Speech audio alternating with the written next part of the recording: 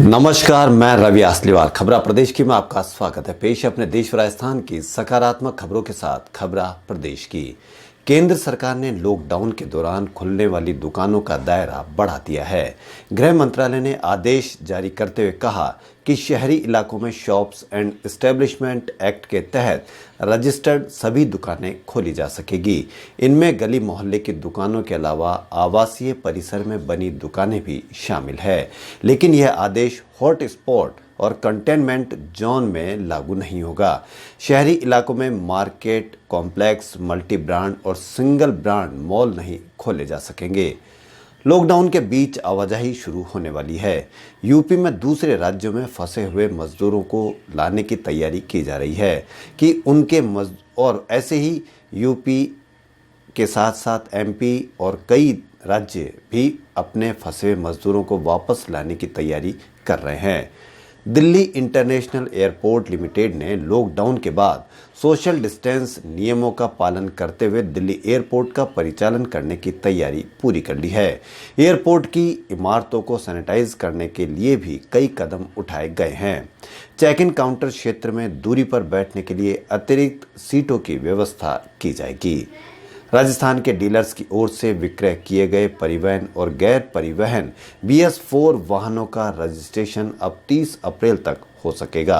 पहले इन वाहनों का 31 मार्च तक रजिस्ट्रेशन होना था, लेकिन लॉकडाउन की वजह से यह काम नहीं हो पाया था। टिकटॉक पर एप्पल ने भी अब खाता खोल लिया है। हालांकि इसके वेरीफाइड खाते से अब तक कोई भी पोस्ट नहीं की गई है। एप्पल के टिकटॉक खाते के अब तक 4000 से ज़्यादा फॉलोअर बन चुके हैं। माना जा रहा है कि एप्पल से खींचे व एडिटेड वीडियो ही इस पोस्ट पर किए जा सकेंगे। जनरल लाइफ इंश्योरेंस के लिए बीमा कंपनियां आधार आइडेंटिफिकेशन सर्विस का उपयोग कर सकती है। केंद्र सरकार ने 29 बीमा कंपनियों को आधार प्रमाणीकरण की इजाज़त दे दी है। अब पॉलिसी लेते वक्त लोगों को आधार नंबर का वेरिफिकेशन करवाना होगा।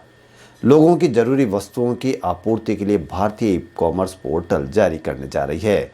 इसमें महानगरों के अलावा द्वितीय और तृतीय श्रेणी के शहरों के स्थानीय किराना स्टोर ऑनलाइन ऑर्डर देकर ग्राहकों को घर बैठे ही सामान मुहैया करा पाएंगे।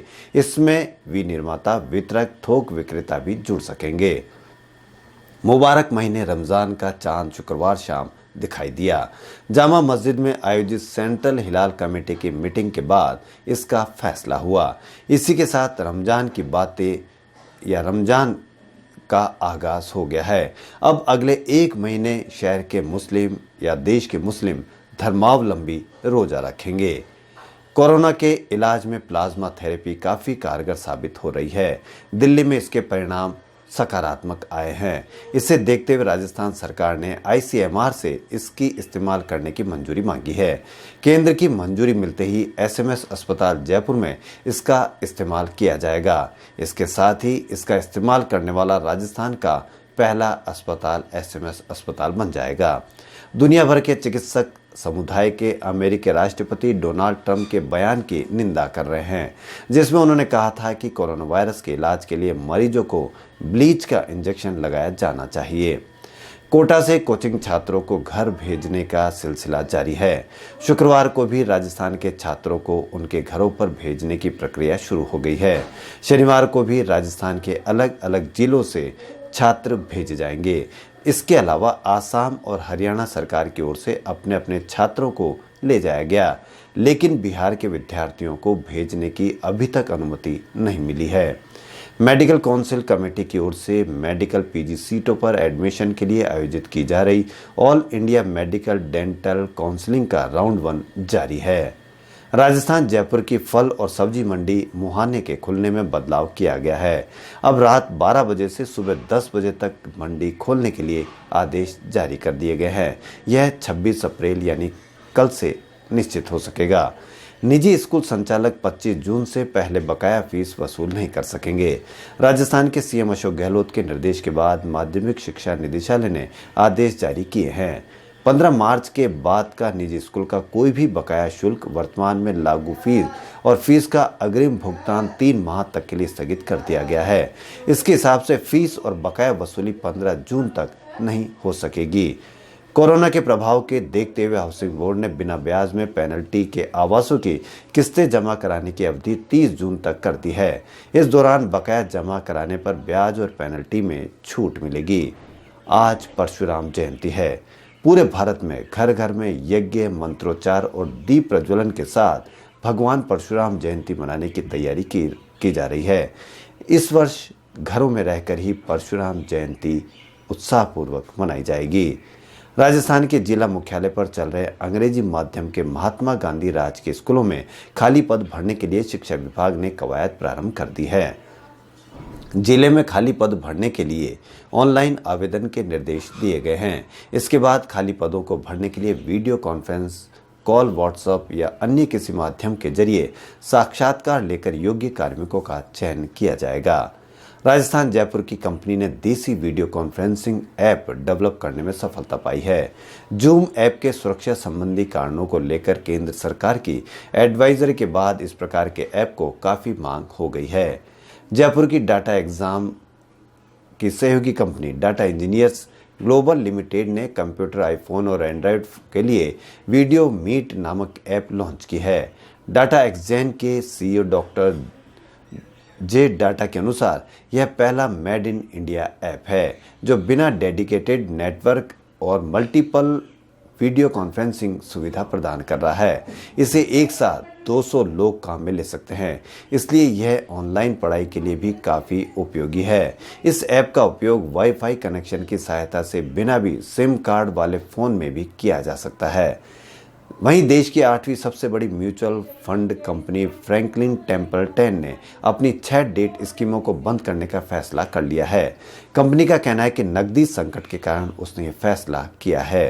राजस्थान के सबसे बड़े अस्पताल एसएमएस के प्रमुख विभागों की ओपीडी सेवाएं राजधानी के कावटिया, सेठी कॉलोनी और बनी पार्क अस्पताल में स्थानांतरित की जाएगी। आदेश के अनुसार तीनों अस्पताल में सामान्य रोगों की ओपीडी प्रारंभ की जाएगी। कोरोना के चलते देश में 40 दिन का लॉकडाउन 3 मई को पूरा हो जाएगा। इससे केंद्र और राज्यों का वार्षिक बजट बहुत ज़्यादा गड़बड़ा सकता है। पॉलिसी रिसर्च स्टडीज़ के प्रारंभिक आकलन में ऐसे अनुमान किए गए हैं कि केंद्र और राज्यों को कम से कम 1.5 लाख करोड़ रुपए के राजस्व का नुकसान होना तय है। दुनिया भर में फैल चुके कोरोना वायरस के कारण शेयर बाजार पर बॉन्ड में गिरावट का माहौल जारी है। मौजूदा हालात को देखते हुए सोने में निवेश बढ़ा दिया गया है। इस बीच बैंक ऑफ अमेरिका सिक्योरिटीज के एनालिस्टों ने अनुमान लगाया है कि 2021 के अंत तक अंतर्राष्ट्रीय बाजारों में सोने की कीमत 80,000 रुपये प्रति 10 ग्राम तक जा सकती है। 26 अप्रैल रविवार को एक अलग ही जज्बा देश के रनर्स एकजुट होकर दिखाएंगे, जब देश को कोरोना वायरस रूपी राक्षस से बचाने के लिए फ्रंट लाइन पर हमें सुरक्षित रखने के लिए कार्य कर रहे हेल्थ वर्कर्स, पुलिस, पत्रकार, सफाई कर्मियों सहित सभी कोरोना वॉरियर्स को देश के 114 शहरों के रनर्स अपने घरों में दौड़ करके सलाम करेंगे। देश की पहली indoor marathon run United marathon at home में 26 अप्रैल को 114 शहरों के 1000 से ज़्यादा रनर्स दौड़ेंगे। 20 मिनट्स ऑफ रनिंग कम्युनिटी और बेनिफिट ऐप द्वारा आयोजित यह रन देश का एक ऐसा पहला रन है जिसमें रनर अपने घरों में रहकर ही रन पूरा करेंगे। 26 अप्रैल को सुबह 5 बजे से शाम 8 बजे के बीच रनर्स अपने अपने घरों के लिविंग रूम में या फिर बालकनी में या फिर टेरेस पर या फिर अपने घर के गार्डन में रहकर रन या वॉक करते हुए अपना डिस्टेंस पूरा करेंगे। खबरों में फिलहाल इतना ही। यदि आपको हमारा चैनल पसंद आए तो लाइक, सब्सक्राइब और शेयर अवश्य करें। धन्यवाद।